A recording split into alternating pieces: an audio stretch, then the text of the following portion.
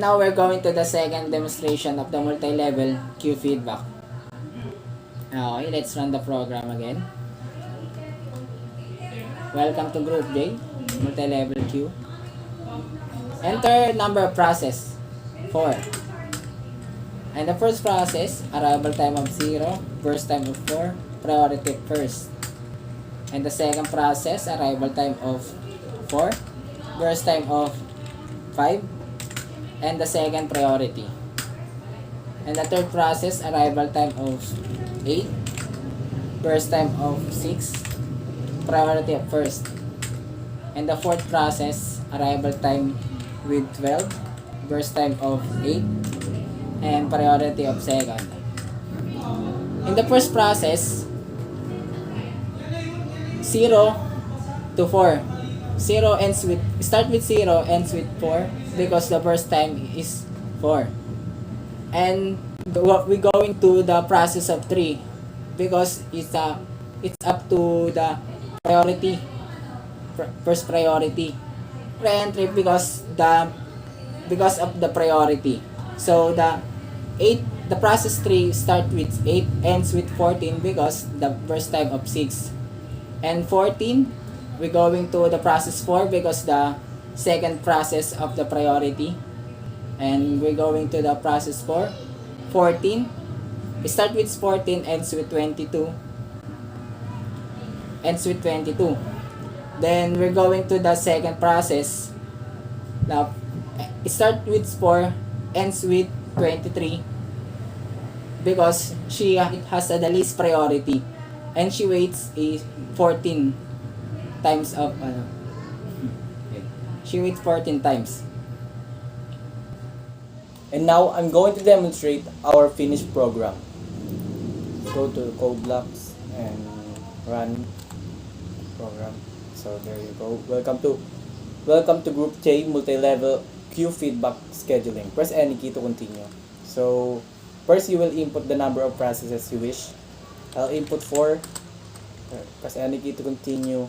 Then the process PID 1, arrival time 4, burst time 6, priorities 2, next one for process PID number 2, there you go, 3, 4, and 1, and process PID 3, the arrival time, burst time, the priority, process PID 4, the arrival time 2, and 5 there, 1 there. So here's the Gantt chart. Process ID 1 start at 12 and finish at 18, and the process ID 2 start in 7 and finish at 12. The process ID 3 start at 18 and finish at 23, and the process ID 4 is start with 2 and end with 7. So the response of process ID 1 is in 8, and the process ID 2 response is 4, process ID 3 response is 14, and process ID 4 is response is equals to 0. That's all. Thank you. And now we will demonstrate to you our program multi-level queue feedback. Let's compile it and run. Welcome to Group J multi-level queue feedback. Press any key to continue. Then enter the number of process. So this time let's try the maximum process we proposed. 10. Process ID number 1. Process arrival time 0. Burst time 5. Priority is 1. Process ID number 2. Arrival time with 0. Burst time 4. Priority 2. Process ID number 3 and the arrival time for process number 3 is 1. Then the burst time is 8. Priority is 1. Process ID number 4. Arrival time for process ID number 4 is 2. Then the burst time is 5. Then let's set the priority to 2. Process ID number 5. The arrival time for process number 5 is 4. Then the burst time is 6. Then let's set the priority to 1.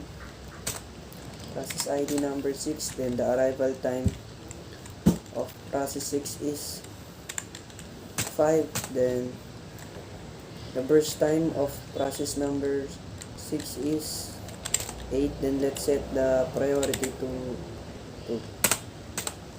Then process ID number 7. Arrival time of process number 7 is 6. Then the burst time should be 4. So let's set the priority to 1. Process ID number 8. Arrival time of process ID number 8 is 7. Then the burst time, we should input 8. Then let's set the priority to 1. Process ID number 9, and the arrival time of process ID number 9 is 8. The burst time should be 3, and the priority should be set to 1. And process number 10 with the arrival time of 10 and burst time of 8 and the priority of 2. Based on the Gantt chart, process ID number 1 arrived at time 0 and it has a burst time of 5 ms and the priority is 1. So the start of process number 1 is in time 0 and then finished with time 5. Process number 2 arrived at time 0 and it has a burst time of 4 ms. The priority is 2. It started at time 55 and finished with time 59. Process number 3 arrived at time number 1 and it has a burst time of 8 ms and the priority is 1. It started at time 5 and ends at time 13. Process number 4 arrived at time 2 with a 5 ms in burst time. The priority is 2.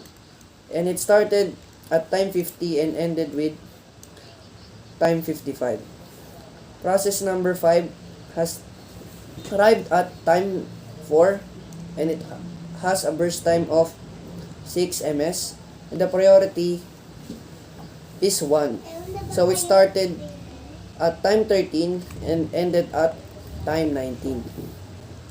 Process number 7 arrived at time number 6 and it has a burst time of 4 with a priority of 1. So it started at time 30 and ended at time 34. Process number 8 arrived at time 7 with 8 ms burst time and the priority is 1. So it started at time 22 and ended at time 30. Process number 9 arrived at time 8 with a burst time of 3 ms and the priority inputted was 1. So it started at time 19 and finished at time 22. And the last process number 10 with the arrival of time 10 and the burst time of 8 ms and the priority of 2, and it started at time 34 and finished at time 42. That is all. Thank you for listening to our program.